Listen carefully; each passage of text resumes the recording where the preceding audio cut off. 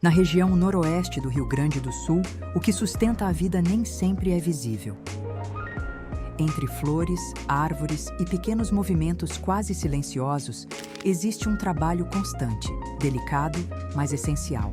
São as abelhas nativas, que há gerações fazem parte desse território, garantindo a reprodução das plantas e o equilíbrio dos ecossistemas. Mas, com o passar do tempo, muitas dessas espécies começaram a desaparecer.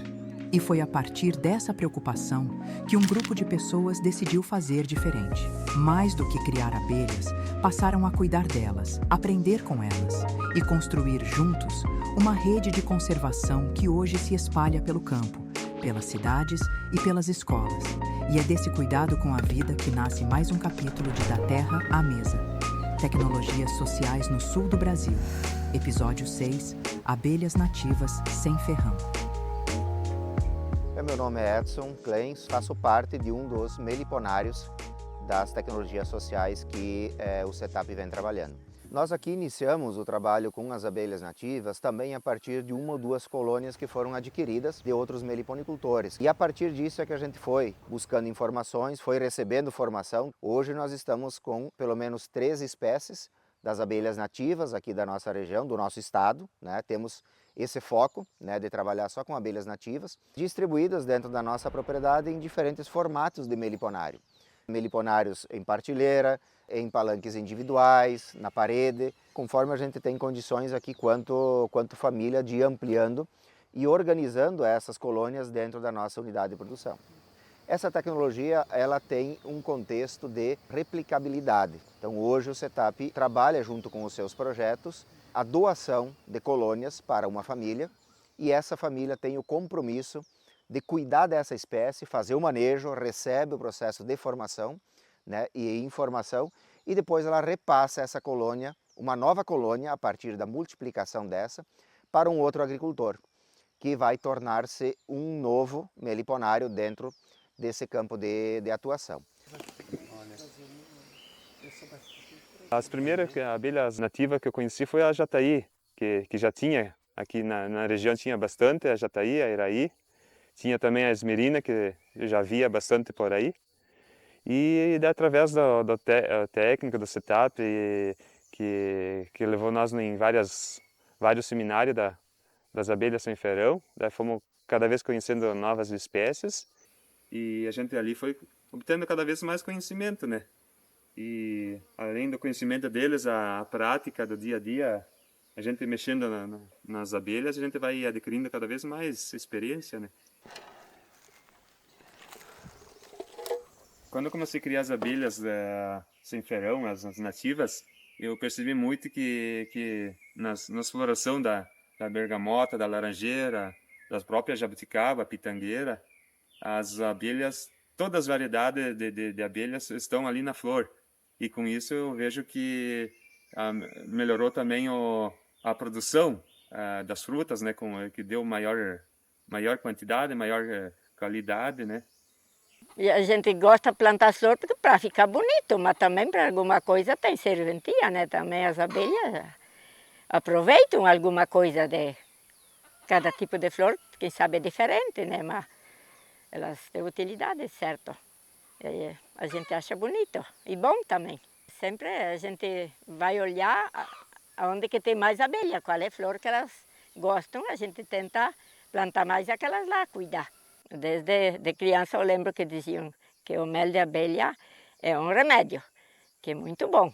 E nós usamos muito. E parece até que a gente percebeu o resultado no inverno, ali que a gente usa bastante o mel, que nem eu nem o Carlos não precisamos de fazer tratamento de ir para médico pegar remédio para gripe, dor de garganta, essas coisas ali. Era na base do mel. E foi passando aí. A gente achou que foi bom. E também tem os vizinhos que já procuram, pedem por mel também. Daí a gente acha de cuidar cada vez mais, né? Cuidar das abelhas é um gesto de responsabilidade com o que ainda está por vir, porque o futuro não se constrói sozinho, ele se aprende, se compartilha, se cultiva. E quando se transmite a sabedoria do campo para o ambiente escolar, algo muito maior começa a acontecer. Eu sou Daniele Godinho Juri, sou coordenadora da EMEI Padre Alcides e professora também do Pré-1. Desde a instituição da escola de 2018, nós já tínhamos esse projeto de trabalhar com a comunidade e foi uma solicitação da comunidade escolar de trabalhar no âmbito de sustentabilidade, de alimentação. E foi aí que a gente instituiu o projeto de hortas com o auxílio do CETAP. Em 2019, começou a se pensar em colocar um meliponário na nossa escola. Então, em 2021, a gente colocou algumas comunidades de abelhas aqui na Escola Padre Alcides. Eu digo que cada ano foi um processo, cada ano a gente trabalha de uma forma diferente, né? No primeiro ano, a gente fez toda a pesquisa, que até está ali atrás, no banner de trás. Então, aquilo ali foi tudo o estudo de um ano das crianças, né? Como a gente trabalha com educação infantil, a gente observa e dentro da observação da criança, a gente vai trabalhando e vai ampliando os projetos, né? Então, ali no primeiro ano, a gente trabalhou tudo sobre a abelha, né? Como que ela era, como que ela se organizava, o que cada um fazia. Deu um forídeo numa colmeia, então a gente pesquisa com as crianças quais são as ações que a gente pode fazer e elas identificam os problemas, identificam esses processos e a gente vai direcionando o projeto, né? Quando esse aprendizado ultrapassa os muros da escola, ele ganha novos espaços e encontra outras formas de existir. Na praça, em meio à rotina da cidade, o cuidado com as abelhas se torna visível, acessível, parte do dia a dia de quem passa, observa e se aproxima. É ali que o meliponário se abre para o público, despertando curiosidade e criando novas conexões entre as pessoas e a natureza. A criação das abelhas nativas sem ferão e a criação de espaços de meliponários é cada vez mais crescente. E muito nos orgulha, enquanto equipe do CETAP, também ver que espécies ameaçadas de extinção que estavam na lista, hoje a gente já vê um meliponicultor armar uma isca num espaço no meio de uma mata e conseguir capturar algo que já estava extinto na natureza, trazendo de volta e multiplicando e ampliando, né, essas colônias no nosso espaço de produção, seja no meio rural, seja no meio urbano, né. Aqui na praça também a gente tem uma diversidade de árvores, de plantas melitófilas, assim chamadas, né. Então tem essa interação com as abelhas, né, seja para aumento de frutos e de sementes também, né. Então a ideia das abelhas conviverem nesse espaço também tem essa função e há essa interdependência entre abelha e árvore e planta melitófila, né. E assim, entre espaços públicos e encontros do dia a dia, o cuidado com as abelhas continua se espalhando.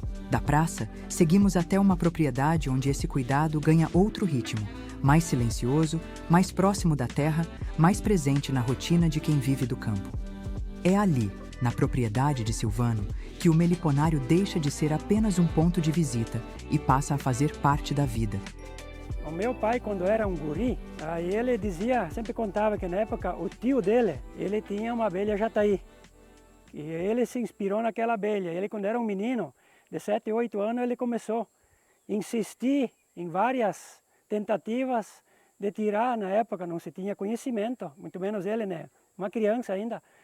Então ele tirou uma abelha de um barranco, embaixo de um toco, conseguiu tirar e colocar numa caixinha.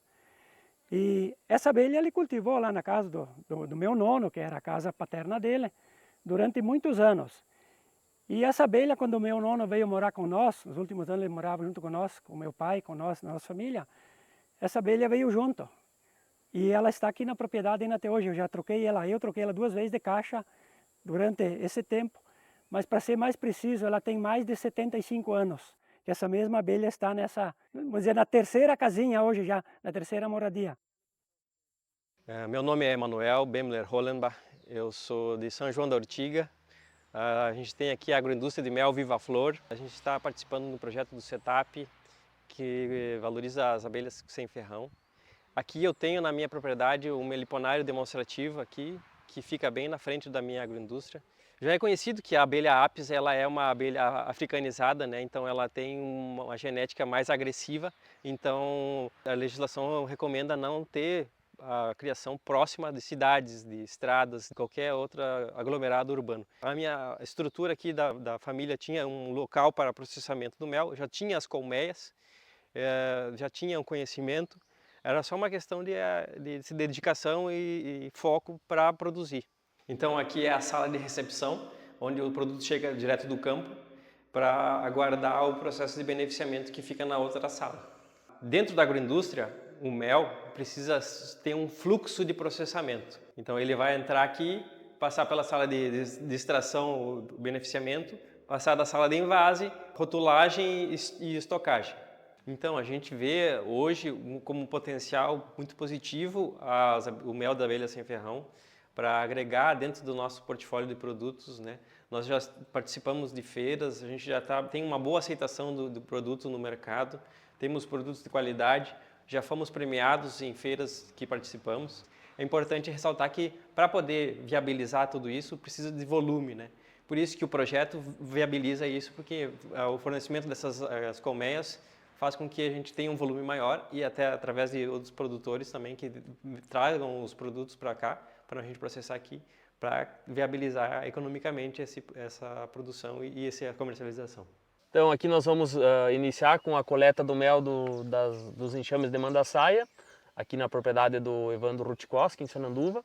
Vamos estar utilizando então um sulgador, a bateria, e vamos fazer o processo aqui no enxame, e para depois também posterior o Evandro aí dar continuidade, né, na coleta do mel.